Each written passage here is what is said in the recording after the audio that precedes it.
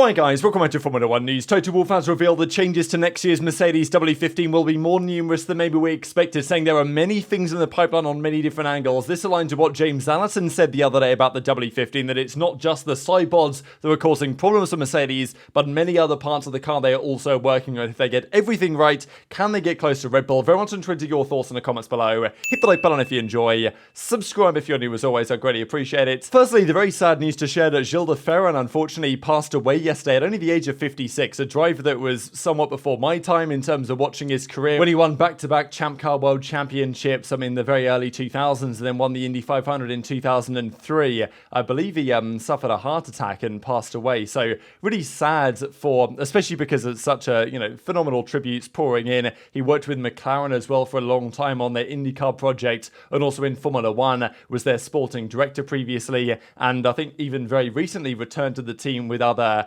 to do other things for the organisation. Lots of very touching tributes pouring in here from Pedro de la Rosa, from Fernando Alonso as well, who spent a fair bit of time together. And yeah, it's I found it really sad when the drivers, especially ones that competed during such times dangerous times for the sport, right, before a lot of the safety measures we have today, did a phenomenal drivers during those eras and lived to tell the tale in some ways, and then, pass away still at a very young age outside of that. This I thought was a particularly touching tribute here from Will Buxton, and I won't read through the entire thing, but if you guys want to pause and give it a read, I would, I would recommend it. I thought it was very nice. So yeah, really sad news from the motorsport community yesterday. Other more positive news though, I suppose, especially on the UK perspective, is that the New Year's honours list was revealed, and there were a few key mentions. Firstly, really, Christian Horner. He was given an OBE back in 2013 after Red Bull got their 4 titles in a row with Sebastian Vettel and the Constructors' Championships as well. Horner has now been upgraded, basically, or elevated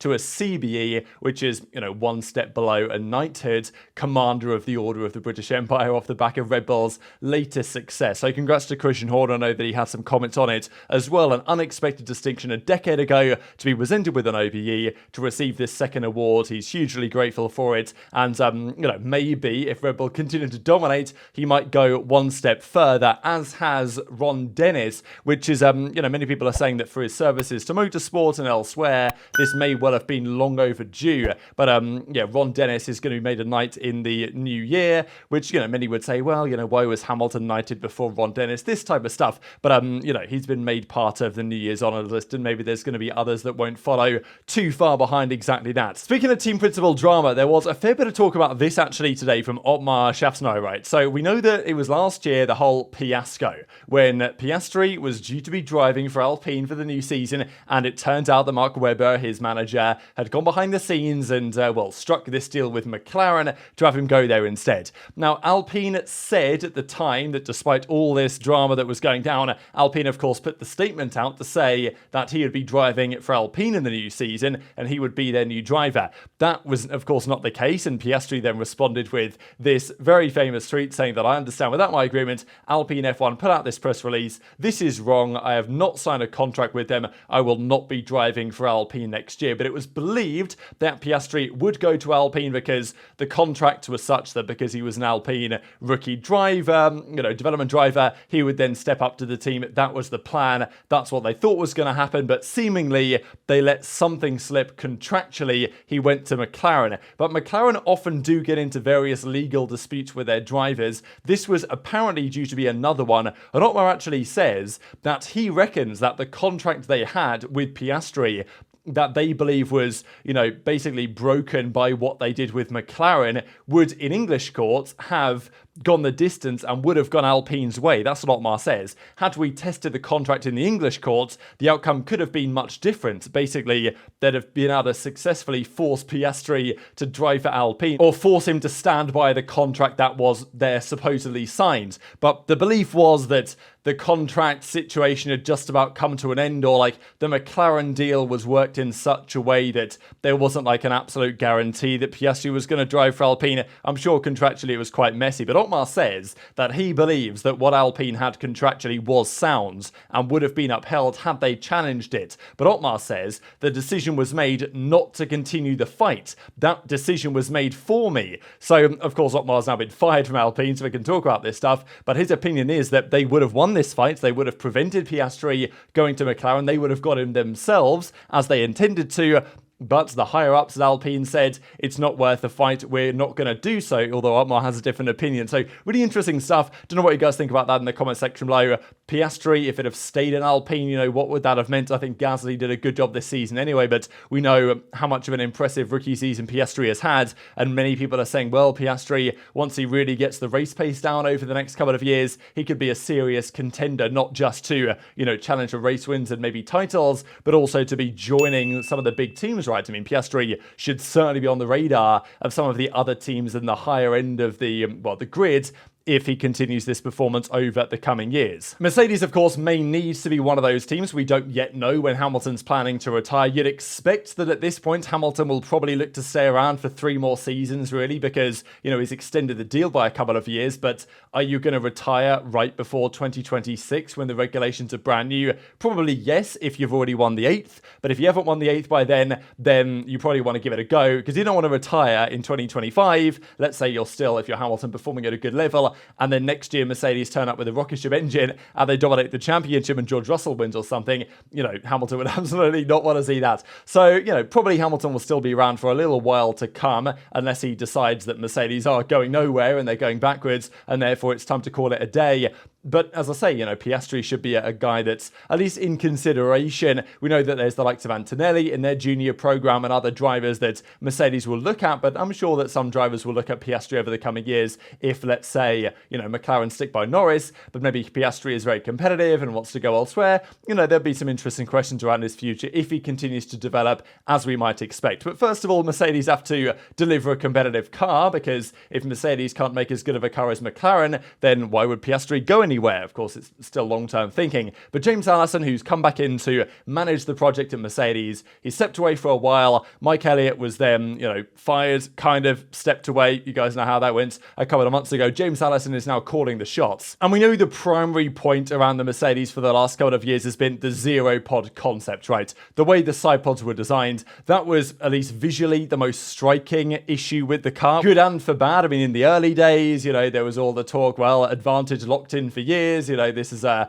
miracle of engineering, and in some ways it was what Mercedes achieved with the packaging of the car, but they thought they would get performance from that, and turns out their simulations were very much incorrect. So they struggled with that for a couple of years. They won in Brazil, they stuck by it, but according to Mercedes, that was far from the only issue. We know that last year's W14, bit of a Frankenstein. It started with the zeropods, they then changed it to a more conventional, but the way the car was designed around that didn't help. We also know that the gearbox they had last year was bigger because of the packaging of the zeropod idea, whereas this year they can apparently have a smaller gearbox, which will mean they can be more streamlined at the rear of the car and unlock more straight line speed performance as Red Bull have, for example. So there's a few benefits to be gained by kicking off the zeropods from the start of their development cycle, as they will have for the 2024 car. But James Allison says that it's not just that. I don't see the world as you see it, who look at the side and decide it's a concept with our car.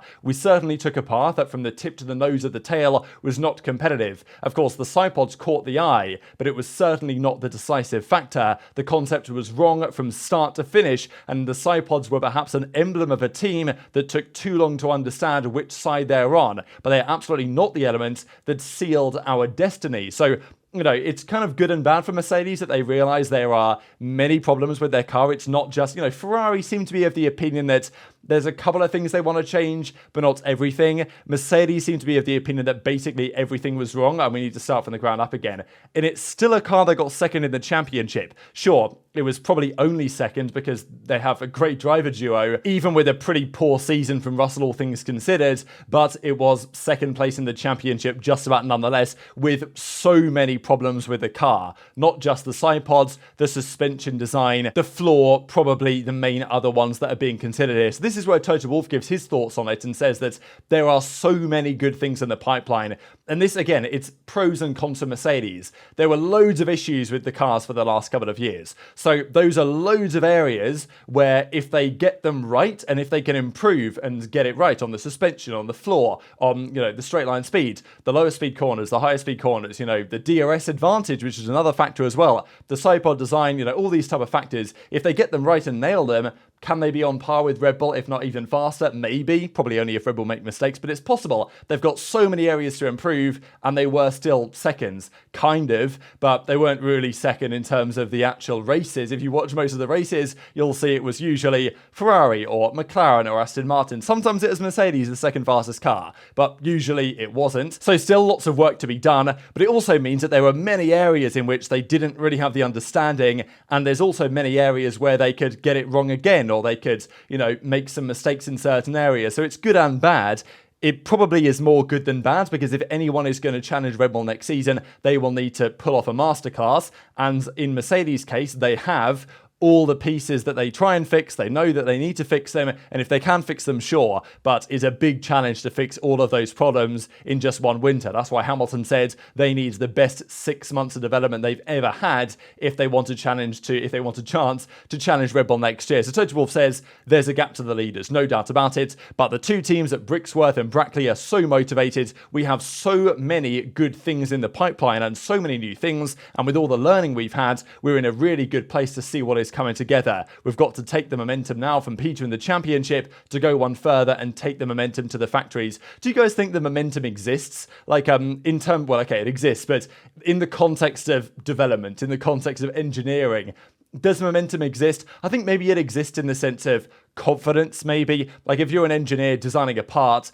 and the team has gone from, let's say you're Aston Martin, you've gone from having a great start to the season to a not so great finish. Are you as confident in your designs? Are you confident in your instincts to develop, and concepts and stuff like this than you would be if you'd had good momentum? Because look, it's not like Mercedes had a great end to the year, but they did secure P2, and there's some positivity around that the factory can probably feed on to some degree. Probably a slightly different element of momentum than you actually get in, when sports are really taking place, but I'm sure there is still something to it. But yeah, Toto Wolff says so many good things in the pipeline, but that of course is determined on what? I'm sure that he said the same thing for the last couple of seasons. Good things in the pipeline determined by what the wind tunnel says, what the simulator says. For the last couple of years, there has been some lacking correlation there. Maybe for the upcoming season, it's going to be something of a different story. So tweet your thoughts on that in the comment section below. Many good things in the pipeline. As I've said, if they get all of those things correct, they might have a chance. If they get one or two of them wrong, then they're going to be in with a tough spot. But of course, other teams will have to do similarly if they want to succeed at all. I also wonder how many of those good things are resembling the Red Bull ideas. For example, are we talking suspension? Are we talking, floor design? And we have some idea what the Red Bull floor is. Plenty of pictures in Monaco and in, Hungary and other races where Sergio Perez had a few crashes. But to be fair, I think it was said by Red Bull that towards the end of the season, they had a different floor and one that wasn't really seen all that much compared to the others earlier in the year. So, Red Bull is still going to make some steps, and it is going to take quite something to beat this level of performance. I thought it was kind of funny that F1 tweeted this out saying the dominance of the Bulls or something like that. And it's like, well, I wouldn't really say that it was dominance of both of these guys. One, most certainly. But yeah, the comparison here is pretty ugly. Sure, best race finish first, highest qualifying position first. DNFs went, none to Max, actually, 2 to Perez.